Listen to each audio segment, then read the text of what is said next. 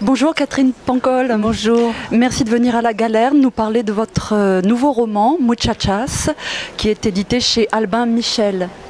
Muchachas se lit en 3 tomes, dont le dernier paraîtra en juin. Vous y mettez en scène des personnages déjà connus de vos lecteurs, la famille Cortés et son entourage, qui évoluent dans votre trilogie, Les yeux jaunes des crocodiles, La valse lente des tortues, Les écureuils de Central Park sont tristes le lundi. Ils vont croiser, fortuitement ou pas, de nouveaux personnages. Quels sont-ils, ces nouveaux personnages? Alors, dans l'ordre. Pas nécessairement. Alors d'abord, il y a toute une histoire qui se passe dans le nord de la Bourgogne, entre Sens et Auxerre, où il y a Stella, qui est une jeune femme de 34 ans, 35 ans, qui travaille dans une ferraille, qui vit avec Adrian, qui est un immigré russe, sans papier, qui a un fils qui s'appelle Tom, et surtout qui a une mère qui s'appelle Léonie et qui est une femme battue. Donc ça c'est tout le... Donc ils vivent dans une petite ville que j'ai inventée qui s'appelle Saint-Chaland et qui est en gros entre Sens et Auxerre. Donc ça c'est une atmosphère assez lourde, assez violente, rurale. Il y a une ferme, il y a une ferraille, il y a des camions, il y a des animaux. Et ça, ce sont les nouveaux personnages du tome 1. Tome 2, on fait connaissance avec Calypso, on fait connaissance avec Ulysse Muniez, avec toute la famille Muniez qui sont des Cubains qui vivent à Miami. On fait connaissance avec le milieu artistique de Gary, avec les amis d'Hortense. Tout le tome 2 se passe à New York, se passe aussi entre Joséphine et Philippe, et Shirley, et Becca, et le refuge à Londres. Et donc il y a tous les nouveaux personnages qui sont attachés aux personnages qui existent déjà, mais à chaque fois j'agrandis un peu la fresque. Et le tome 3, en fait, tout le monde est réuni et c'est la résolution de toutes les intrigues que j'ai commencé dans le tome 1. Oui, parce qu'il y a des mystères dans votre livre. Il y a un personnage qui est Elena Karkova. Oui, voilà, j'ai oublié Elena Karkova qui est aussi dans le tome 1. Oui. Alors dans la partie new-yorkaise, on va dire, on retrouve Gary, vous venez d'en parler, et Hortense. L'une est une jeune styliste, Hortense, l'autre étudie le piano. Non, le violon. Gary. Ah, Gary fait le... Mais Calypso étudie le violon. Ouais. Gary, le piano. Ouais. Et donc, la musique et la mode, ces sujets paraissent presque frivoles par rapport à la violence que vous décrivez et que subissent Léonie et sa fille Stella.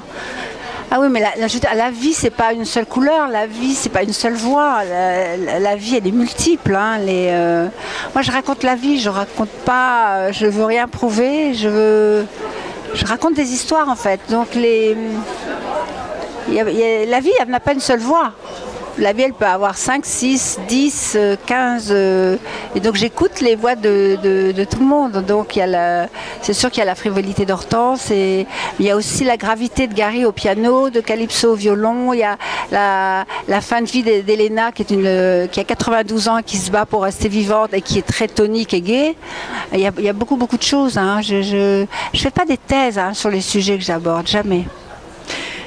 Vous parlez du foisonnement de personnages qu'il y a dans votre roman. Ils ont des âges différents, ils viennent de classes sociales diverses. Et il y a beaucoup de couples. Des couples qui se croisent, se côtoient, se forment, se défont, s'accouplent.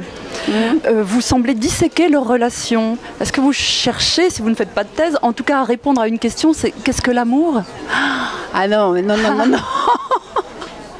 Ah non. Je crois qu'un romancier, c'est quelqu'un qui pose des questions mais qui ne répond pas aux questions. Ça ne va pas du tout. Si on répond aux questions, je ne suis pas psychothérapeute, je ne suis pas sociologue.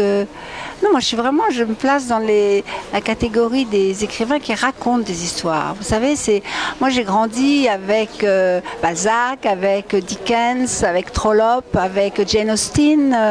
Ce sont des gens qui... Après, vous pouvez faire des thèses en disant ils ont décrit la société anglaise, la société londonienne, la société parisienne, New York au début du XXe siècle. Mais je pense que ce n'était pas leur but. Leur but, c'était de raconter des histoires, de créer des personnages. C'est ça un roman. C'est inventer une vie parallèle que les gens peuvent emprunter le temps de la lecture d'un livre. Et alors, tous ces personnages, comment les construisez-vous? Ah là, ça c'est aussi... il nous faudrait 1 heure là. Hein. 1 heure. Ouais. Parce que c'est un long travail. Le travail des personnages, c'est ce qu'il y a de plus long en fait. Et en tous les cas, ce que je sais, c'est que c'est quelque chose qui se travaille dans la solitude. C'est un travail comme de détective privé, vous savez. Vous cherchez des détails, des indices. Je pense que quand on doit tout savoir de ces personnages, comment ils marchent, comment ils pleurent, comment ils rient, comment ils ont grandi, où ils ont grandi. C'est vraiment très important de tout savoir. Donc c'est un long travail, ça. Alors il y en a d'autres, des personnages qui sont réels, qui ont existé. Il y a Nadia Boulanger par exemple. Et vous oui, il y a Nadia Boulanger. Quelques jolies pages sur Nadia Boulanger. Oui, parce que moi j'aime quand je rencontre des personnages comme ça, comme Nadia Boulanger, j'aime que tout le monde en profite, vous voyez. Je garde pas les choses pour moi. Et c'est vrai que Nadia Boulanger, si les gens pouvaient lire, il y a un livre d'entretien qui a été écrit sur elle. Alors elle parle de musique, mais c'est valable pour tout dans la vie, quoi. Donc c'est vrai que je parle de Nadia Boulanger, il y a même des gens qui sont vivants aujourd'hui qui rentrent dans mon livre. Oui, je trouve que c'est pour moi un roman, c'est vivant. Vous voyez, ce n'est pas une série de réflexions, c'est une série d'émotions, d'idées qu'on peut emprunter, de petites phrases qui vont faire réagir. Ça doit rentrer dans la vie et justement ça va participer à ce grand concert de voix de la vie. Donc Nadia Boulanger à lire, et puis peut-être avez-vous d'autres lectures à nous conseiller pour terminer cet entretien? Alors écoutez, moi j'ai jamais aussi bien parlé des livres que j'aime que dans le roman que j'ai écrit qui s'appelle Un homme à distance, qui est une histoire d'amour qui se construit autour des livres qu'aiment les deux personnages, le personnage masculin et le personnage féminin. Et j'ai mis dans ce roman vraiment, d'abord il y a beaucoup de livres que j'aime, je peux pas élire un livre, c'est impossible. Vous pouvez pas demander ça à un écrivain de choisir un livre, ou alors c'est un dictionnaire. Vous voyez, non mais c'est vrai, c'est pas possible.